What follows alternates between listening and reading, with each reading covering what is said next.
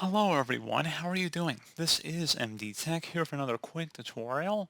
In today's tutorial, I'm going to show you guys how to hopefully resolve the NET Runtime Optimization Service at experiencing high CPU, memory, or disk usage.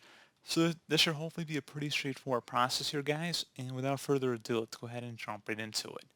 So all you have to do is open up the search menu, type in CMD, best match, should come back with command prompt. Go ahead and right click on that and select run as administrator.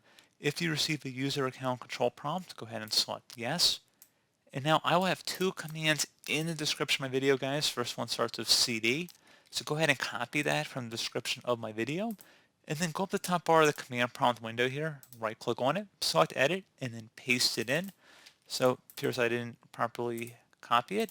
I can just do Control V as well, so that's what I did. And then give it a second here, and then we're gonna go ahead and paste in the second command and hit enter. And give it a moment here. Basically, the whole thing that's going on here is just optimizing the NET Runtime Optimization Service. So that's all we're running here if you were just curious. So once you have a little blinking cursor at the end, you should be able to just close out of here. And I would suggest restarting your computer.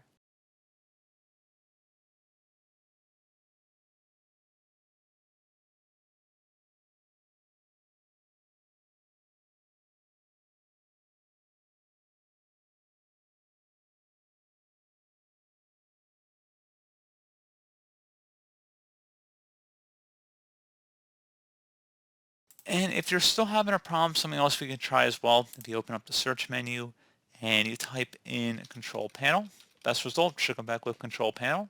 Go ahead and open that up. You want to see your view by up in the top right, the category view, and you want to select underneath programs, you want to select uninstall a program. And now locate anything that says Visual C++, just go ahead and left click on it. And you want to select the change button, select repair, and then select yes.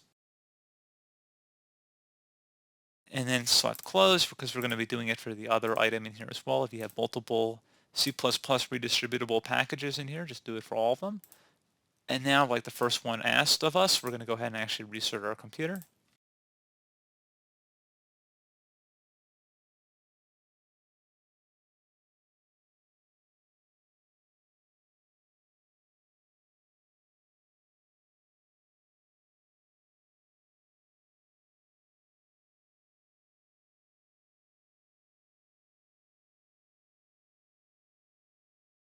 And hopefully that was able to help resolve your problem.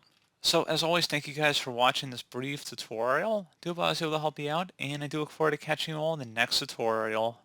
Goodbye.